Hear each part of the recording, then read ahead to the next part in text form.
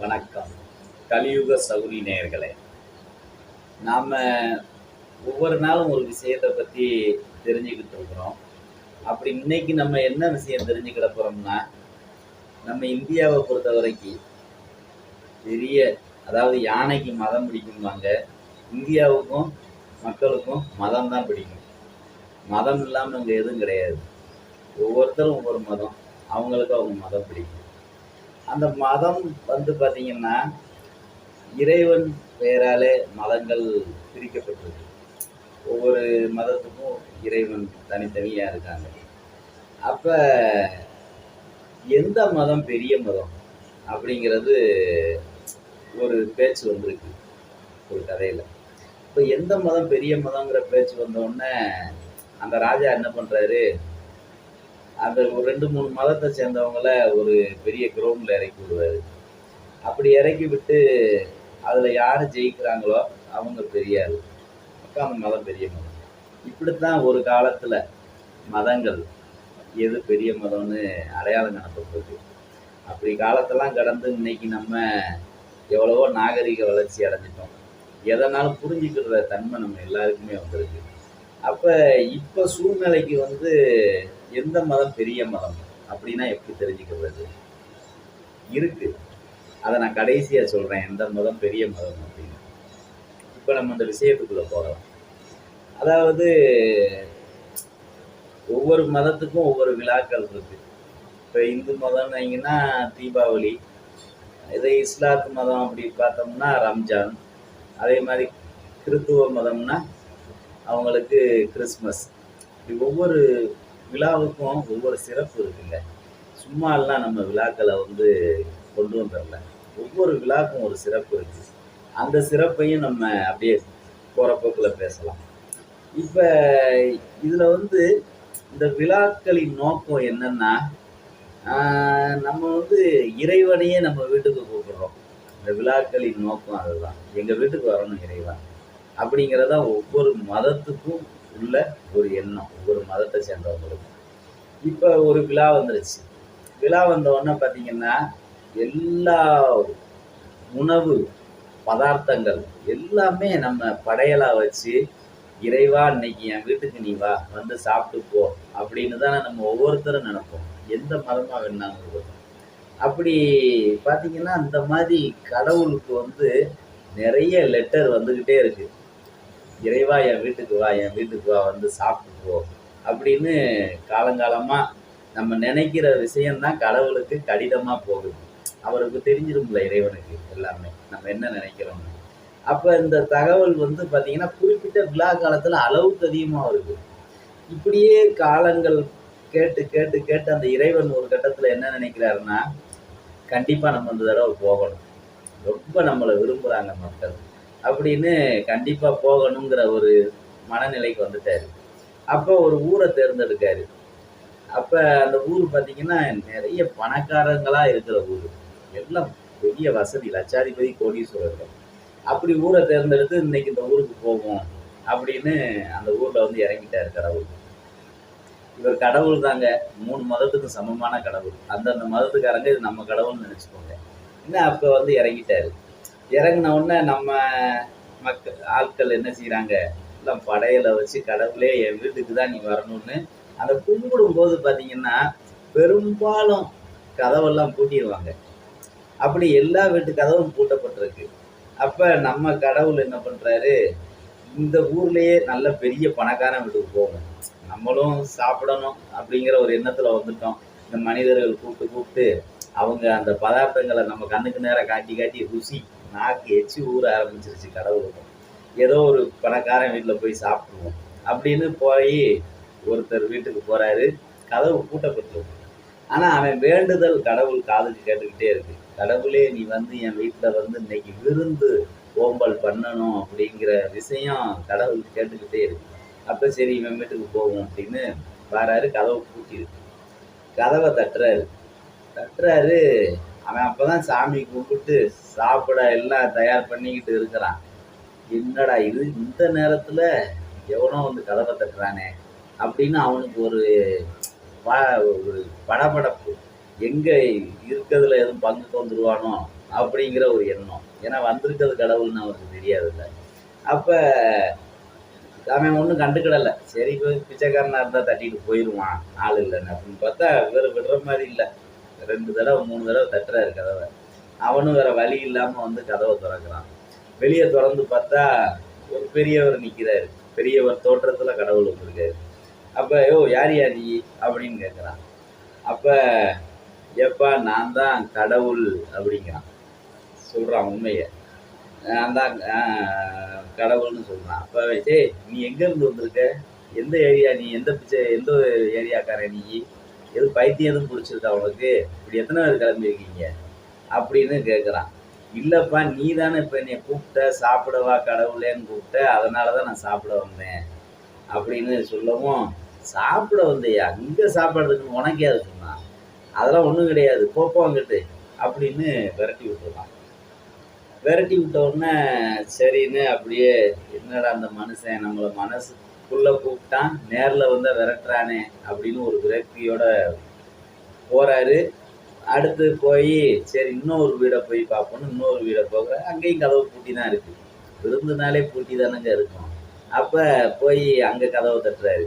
தட்டின உடனே அதே மாதிரி 2-3 தடவை தட்டவும் தான் திறக்கிறாங்க. திறந்து யாருப்பா நீ இங்கே வந்து கதவை தட்டிக்கிட்டு இருக்க அப்படின்னு கேட்குறாங்க. அப்போ இவர் சரி இவங்கிட்ட நம்ம சாப்பிட வந்தோம்னு சொல்ல சாப்பாடு தரமாட்டான் போல இருக்கு, அதனால எப்போ நான் தான் கடவுள் அப்படிங்கிறாரு. கடவுளா? கடவுள்னா எப்படி, இந்த சினிமாவில் எதுவும் நடிச்சுட்டு வந்துட்டியா, ட்ராமாவில் எதுலேயும் வந்து இங்கே வந்து புலம்பிக்கிட்டு இருக்கிற அப்படின்னு கேட்கவும் இவருக்கு ஒரு விரக்தி ஆகிப்போச்சு. என்னடா நமக்கு சாப்பிட கூப்பிட்டாங்க, சாப்பாடும் தர மாட்டேங்காங்க, இப்போ நான் தான் கடவுள்னு சொல்கிறேன், அதை கூட ஏற்றுக்கிட மாட்டேங்காங்களே அப்படின்னு ரொம்ப விரக்தியாகி இவன் பேசுனதையும் கேட்டுட்டு அப்படியே கிளம்பிட்டாரு. கிளம்பி என்னடா அந்த ஊரில் கோடீஸ்வரங்களாக இருக்காங்க, நல்லா கவனிப்பாங்க, நல்லா விருந்து சாப்பிட்லான்னு உள்ளே வந்தால் நமக்கு பட்னியாக போட்டு அதுவும் கடவுள்னாலும் நம்ப மாட்டேக்கானே நம்மளை அப்படின்னு ஒரு விரக்தியோட கிளம்புறாரு. அப்படி போகும்போது அந்த ஊருக்கு ஒதுக்குப்புறமாக ஒரு வீடு இருக்கு.